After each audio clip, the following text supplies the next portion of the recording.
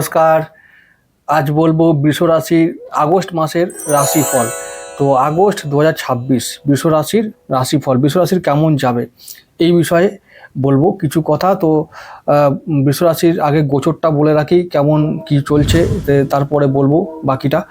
আচ্ছা, গোচরে বৃষ রাশির যে লগ্নপতি, সেই লগ্নপতি শুক্র এখন নিচস্থ হয়ে আছে কন্যা রাশিতে পঞ্চম ভাবে। তাহলে লগ্নপতি শুক্র নিচস্থ হয়ে আছে, তাহলে লগ্ন ভাবটা যেহেতু শরীর ভাব, মানে আমাদের শরীরকে কন্ট্রোল করে, তাহলে কি করতে হবে, শরীরের প্রতি নজর দিতে হবে, এটা মাথায় থাকে যেন। আর শনির দৃষ্টি পড়ে গেছে লগ্নপতি শুক্রের ওপরে, বক্রী শনির। তাহলে কি হবে, শনি আমাদের নবমপতি ও দশমপতি। তাহলে কি হবে, শরীর খারাপ হতে পারে। কি জন্য খারাপ হবে, ওই কর্মের জন্য। মানে আমাদের যে যদি কাজটা যদি এরকম হয় যে কোনো খাবার ঠিক নেই, কখন খাচ্ছি ঠিক নেই, কখন ঘুমাচ্ছি ঠিক নেই, এরকম যদি হয় তাহলে অবশ্যই সেইগুলোকে নিয়ন্ত্রণে রাখতে হবে। তো কর্মের কারণে যেন আমাদের শরীরে কোনো ব্যাঘাত না ঘটে সেটা দেখতে হবে। তো শনির নজর আছে না, ওই যে তিনি যেমন বলবেন যে তিনি দশমপতি হিসাবে আমাদের যেমন কর্মের দায়িত্ব পালন করতে বলবেন, এটাও সেম টু সেম তিনি সেটাও বলতে চাইবেন যে অবশ্যই কর্ম করো, কিন্তু শরীরের প্রতি নজর রেখে করো। তো সেই রকমই কাজগুলো আমাদের করতে হবে। কাজ করব কিন্তু শরীরের প্রতি নজর দিয়ে। শুক্র শনির একটা দৃষ্টি বিনিময় চলছে। শুক্র আছে কন্যা রাশিতে পঞ্চম ভাবে, আর শনি আছে কোথায়, শনি আছে মীন রাশিতে একাদশ ভাবে। তাহলে শুক্র শনি দৃষ্টি বিনিময়টা খুব ভালো, একটা রাজযোগের মতন আমরা মনে করি। বৃষ রাশির পক্ষে এটা রাজযোগ।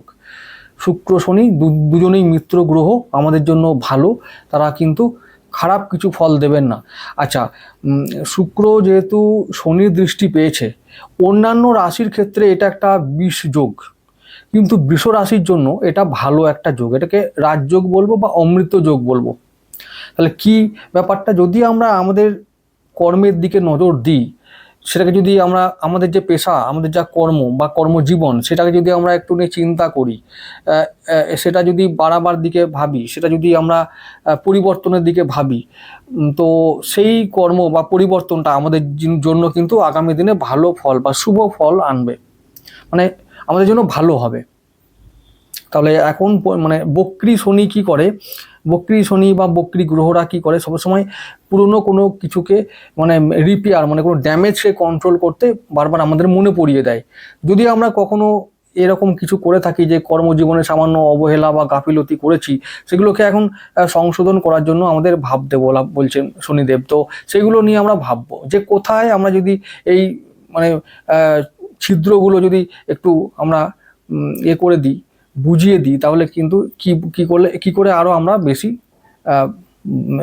আরো বেশি ভালো হতে পারবো, মানে শুদ্ধ হতে পারবো, এই ব্যাপার। তো এরকম যদি আমরা করি, যদি নিজেদের ভুলগুলোকে একটু শুধরে নিতে পারি, যদি সংশোধন করতে পারি, তো কর্মজীবনে আমরা আরো ডেভেলপ করবো, এগিয়ে যেতে পারবো। এরকম ব্যাপারগুলো ভাবতে হবে অন্তত এই মাসে, আগস্ট মাসে। ঠিক আছে, যেহেতু পুরো আগস্ট মাসটা কিন্তু শুক্র কন্যা রাশিতে থাকবে এবং কন্যায় থেকে শনি দৃষ্টিপ্রাপ্ত হবেন, তাই কর্মজীবন নিয়ে ভাবার সময় এখন এসে গেছে সমস্ত বৃষ রাশির জীবনে হঠাৎ করে পরিবর্তন হবে, হঠাৎ আকস্মিক পরিবর্তন, বিশেষ করে কর্মজীবনে। তো এই ব্যাপারটা মাথায় রাখতে হবে। নতুন কর্মলাভ, কর্মপতি বক্রী শনি, এটা কিন্তু বড় কথা, মানে ছোট কথা নয়, ভীষণ বড় কথা। এবং শনি বড় গ্রহ, তাই পরিবর্তনটা বড় আনবেন। তো সেই রকমভাবে ভাবতে হবে যে পরিবর্তন তো আনছেন, কিন্তু আমরা কি তার জন্য প্রস্তুত? যদি প্রস্তুত থাকি তাহলে কিন্তু আমরা ওই পরিবর্তনের ফলে ভালো ফল পাবো। পরিবর্তনটা যদি আমরা ভালোভাবে গ্রহণ করতে সক্ষম হই, তাহলে আমাদের জীবন ও ভাগ্য পরিবর্তন হবেই, এটাই একদম অনিবার্য ব্যাপার। তো বৃষ রাশির তো একজন বাচ্চাও আছে, যে হয়তো ক্লাস 1-এ পড়ে, তো তারও পরিবর্তন হবে, কিন্তু সেই পরিবর্তনটা যতটা হবে তার থেকে বেশি একজন হয়তো যে সদ্য পিতা হয়েছে, তারও তো বৃষ রাশি, তো সেই পিতাটার কিন্তু সেই যে পরিবর্তনটা হবে সেটা আরো ব্যাপক পরিবর্তন হবে। শিশুটির থেকে পিতার বড় পরিবর্তন হবে, পিতার বেশি পরিবর্তন হবে, তার চিন্তা ভাবনায় পরিবর্তন হবে, তার আশেপাশের মানুষগুলো চেঞ্জ হয়ে যাবে। তাদের মানসিকতা চেঞ্জ হতে পারে, বা তাদের সার্কেলটাও চেঞ্জ হতে পারে, নতুন বন্ধু হতে পারে, এরকম অনেক কিছু পরিবর্তন হবে কিন্তু বৃষ রাশির জন্য। এটা পজিটিভ পরিবর্তনের দিকে আমরা এগিয়ে যাচ্ছি, তাই যেন মাথায় থাকে এই বিষয়টা। তো তোমরা সেই দিকে এগিয়ে যাও। আমি বলবো পরিবর্তনকে ভয় না পেয়ে পরিবর্তনকে অ্যাকসেপ্ট করো, আগামী দিনে ভালো ফল পাবে। এটা হলো প্রথম কথা।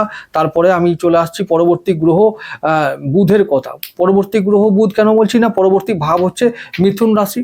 মিথুন রাশি হলো আমাদের পরবর্তী ভাব, দ্বিতীয় ভাব, ধনভাব। অর্থাৎ ওই মিথুন রাশির অধিপতি বুধ আমাদের অর্থ ব্যবস্থাকে কন্ট্রোল করে, অর্থ ব্যবস্থাকে নিয়ন্ত্রণ করে। কে না, বুধ। এবার বুধ কোথায় আছে? বুধ মোটামুটি আগস্টের 12 তারিখ পর্যন্ত, কি হয়তো 15 তারিখ পর্যন্ত থাকবে আমাদের মিথুন রাশিতে, মানে স্বক্ষেত্রেরই হয়ে। তাহলে বুধ আমাদের জন্য মঙ্গলকারী গ্রহ, বুধ আমাদের জন্য ভালো ফল আনে, কোনো খারাপ কিছু নয়। তবে একটা আশা, মানে একটা চিন্তার কথা আছে, মঙ্গলের সঙ্গে বুধ একসঙ্গে জুড়ে আছে, সহ অবস্থান করছে মিথুন রাশিতে। তবুও সেটা অন্য বিষয়, সেটা আমি পরে বলছি। তো বুধ যেহেতু আমাদের দ্বিতীয়ভাবেই আছে, মানে এটা আমাদের অর্থের জন্য ভালো। স্বক্ষেত্রী বুধ যেহেতু দ্বিতীয়ভাবেই আছে, মানে অর্থ জমবে। যদি ব্যয় হয় তাহলে, যেহেতু দ্বাদশপতি, মানে দ্বাদশ ভাবটা মানে ব্যয়পতি, মঙ্গল কিন্তু মানে দ্বাদশ ভাবে ব্যয় করাবার জন্য কিন্তু মঙ্গল হাজির হয়েছে আমাদের ধনভাবে। তো বলছে যে জমাবি, দাঁড়া, জমাচ্ছি, দাঁড়া, জমানো করাচ্ছি। তো ব্যয় করার জন্য হাজির হয়ে গেছে মঙ্গল। যেহেতু মঙ্গল আমাদের চরম শত্রু, তাহলে বৃষ রাশির শত্রুকে মঙ্গল, তাহলে মঙ্গল কোথায় আছে? একেবারে আমাদের ব্যাংকে বসে আছে। ব্যাংকের বইটাতে কেড়ে নিয়ে যেন ও সব পাতাগুলো ছিঁড়ে দেবে, এরকম একটা ব্যাপার। তো মঙ্গলের অবস্থাটা এরকম। তো মঙ্গলকে কি করতে হবে? যেহেতু মঙ্গল আমাদের মানে আমাদের শত্রু গ্রহ, মঙ্গলকে শান্ত করতে হবে। মঙ্গলের দান করে দাও। এই সময় কি করতে হবে?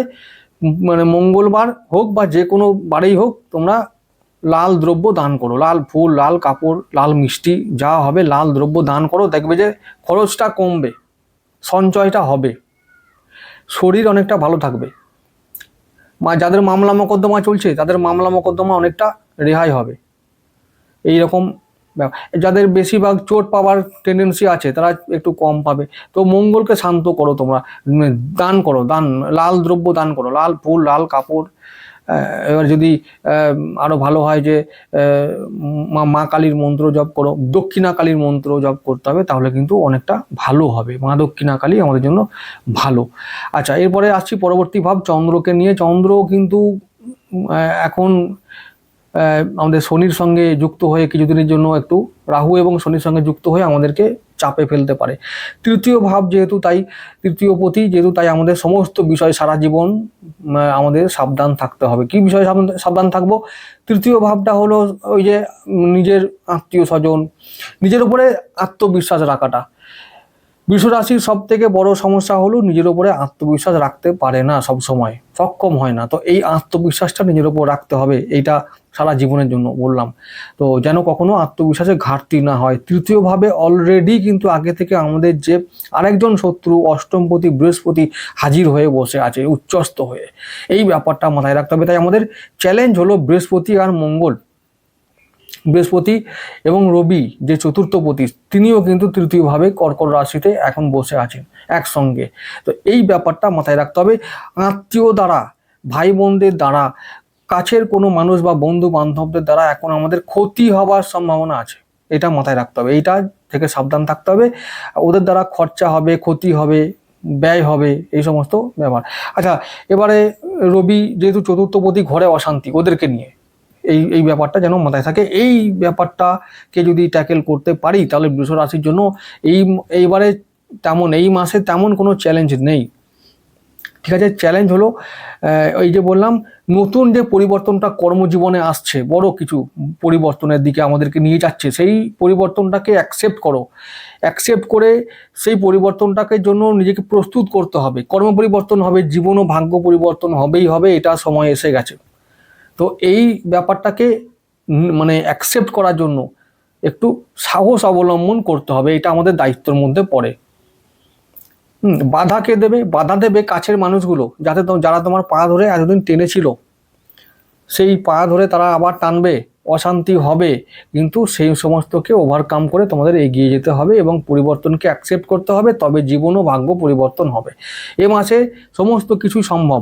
বললাম তোমাদের পক্ষে সঞ্চয়ও করতে পারবে, আবার তেমনি আবার ব্যয়ও করতে পারবে। ইনকাম তো হবেই, কর্মজীবনে ইনকাম হবে, কর্মের মাধ্যমে ইনকাম করতে পারবে, ফাটকা ইনকাম করতে পারবে, সব থেকে বড় কথা।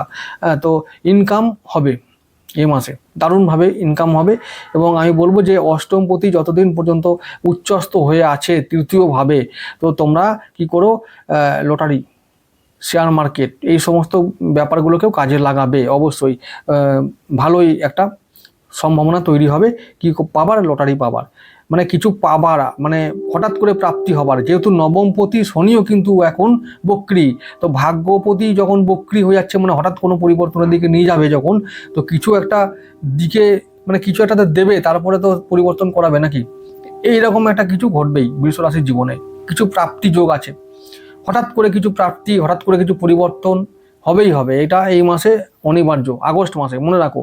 তাহলে বৃষ রাশির জন্য ভালো একটা মাস হবে আগস্ট মাস। তো সব দিক থেকে সন্তানের মঙ্গল, সন্তানের পড়াশোনায় উন্নতি, তার বিবাহের একটা, যদি যারা যোগাযোগ করতে চাইছো তার জন্য বিবাহ হবে, কেরিয়ারে উন্নতি হবে, পড়াশোনায় উন্নতি, বিদ্যা লাভ করে যারা চাইছো বিদেশ যাব তারা বিদেশ যেতে পারবে। তো এরকম অনেক কিছুই এই আগস্ট মাসে হতে থাকবে। তো আগস্ট মাসটা বৃষ রাশির পয়া মাস, শুভ মাস। এই মাসে মানে আমাদের শ্রাবণ মাসের শেষ সোমবারের জন্য বৃষ রাশির যে ইষ্ট দেবতা ভোলেনাথ মহাদেব, তাকে সন্তুষ্ট করার জন্য একটি টোটকা বলবো। টোটকাটি খুব সিম্পল, কিচ্ছু বড় কিছু করতে হবে না।